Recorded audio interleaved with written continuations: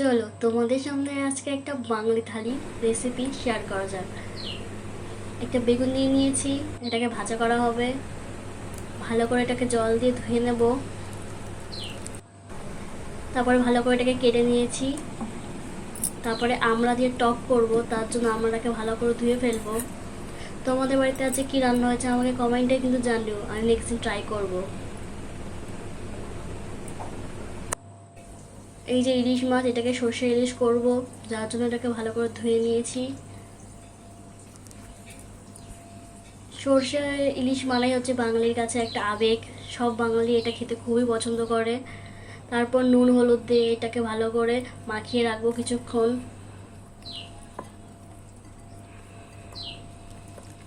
বেগুন দিয়ে ইলিশ মাছ করলেও খেতে খুব দারুণ লাগে, দুর্দান্ত। আমি নেক্সট দিন ট্রাই করব।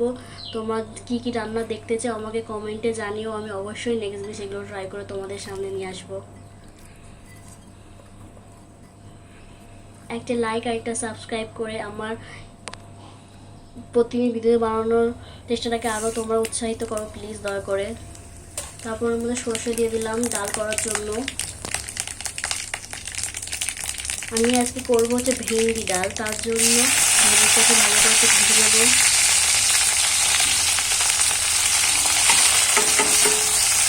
লঙ্কা দিয়ে দিয়েছি কিছু, একসাথে ভেজে নেবো সব কিছুকে। তোমরা কে কে ভেন্ডি ডাল খেয়েছো আমাকে কমেন্টে জানিও কিন্তু। তারপর এর মধ্যে সামান্য নুন হলুদ দিয়ে দেবো, দিয়ে একটু নাড়িয়ে চাড়িয়ে নেবো।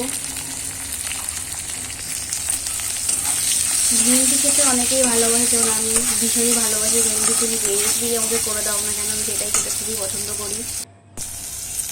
ভাজা ভাজা হয়ে গেছে, এর মধ্যে এবার আমি ডাল সেদ্ধ করে মুসুরির ডালটাকে দিয়ে দেবো, রাখা আছে ডালটা রেখে দিয়েছি সেদ্ধ করে। ভালো করে একটু নাড়িয়ে চাড়িয়ে নেব।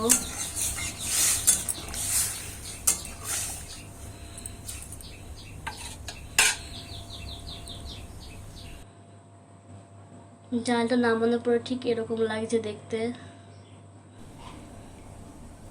গরম ধোয়াটা ডাল ভাতের সাথে খেতে দারুণ, দুর্দান্ত কম্বিনেশন একটা, খেতে দারুণ লাগে। তারপর তেলটা মানে কড়াইটাকে দিয়ে তারপর তেল দিয়ে দিয়েছি, তেলটাকে তাততে বসিয়ে দিলাম। এবার বেগুনটাকে ভেজে নেব। একে একে বেগুনগুলো দিয়ে দিয়েছি, এগুলো ভাজা হচ্ছে। তারপরে করবো সর্ষে মাছের রেসিপি, সর্ষে ইলিশের রেসিপিটা। যদি হালকা আছে একটু আদা দিয়ে একটু কালো জিরে দিয়ে মাছটাকে হালকা একটু ভাজে, তার মধ্যে একটু জল হলুদ নুন দিয়ে দেবো। সবাই জানে যেহেতু ইলিশ মাছ একটু নরম মাছ, তো তার জন্য বেশি জল দেওয়ার প্রয়োজন নেই আগে থেকে। তো তারপর আমি হালকা জল দিয়ে নুন হলুদ দিয়ে অ্যাড করে দিয়েছি। ভালো করে নাড়িয়ে চাড়িয়ে নেবো। তার মধ্যে আমি সর্ষে অ্যাড করে দেবো আর কাঁচা লঙ্কা। দেখতে এরকম লাগছে। এবার লাস্টে এটা দেখতে অনেকটা এরকম লাগছে। মাঝখানে আমি একটু এর মধ্যে কাঁচা সর্ষের তেল অ্যাড করবো, এটা দুর্দান্ত স্বাদ লাগে কাঁচা সর্ষের তেল অ্যাড করলে। তোমরা বাড়িতে এই রেসিপিটা ট্রাই করে আমাকে জানিও। সব শেষে ইলিশ মাছটাকে দেখতে ঠিক এরকম লাগছে।